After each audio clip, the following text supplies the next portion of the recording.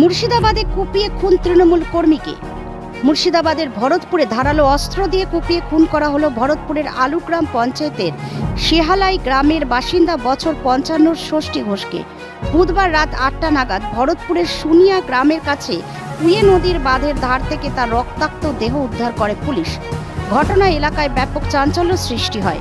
স্থানীয় সূত্রে খবর, মৃত ষষ্ঠী ঘোষ একজন সক্রিয় তৃণমূল কর্মী ছিলেন। মৃতের জামাই ভীমদেব পালের দাবি, তাকে এর আগেও খুনের চেষ্টা করা হয়েছিল। এ বিষয়ে কি বলেন মৃত ষষ্ঠী ঘোষের স্ত্রী শ্যামলী ঘোষ, শুনুন। Bureau report, news 24 Bangla live. বাড়ি থেকে কখন এসেছিল? তখন কটা বাজে? 4টে নাকি? হ্যাঁ 4টে হবে হয়তো। 4টে বাজে তখন। বৈকাল 4টে। হ্যাঁ।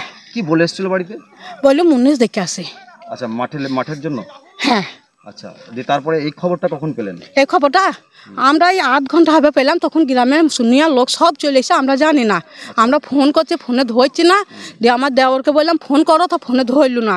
আমাদের পাশের বাড়ির একটা দাদাকে বললাম, তাও বলি ফোন ধরলো না। তারপরে শুনছে মার্ডার হয়ে গিয়েছে দাদা আমাদের। আচ্ছা, উনি কি করতেন?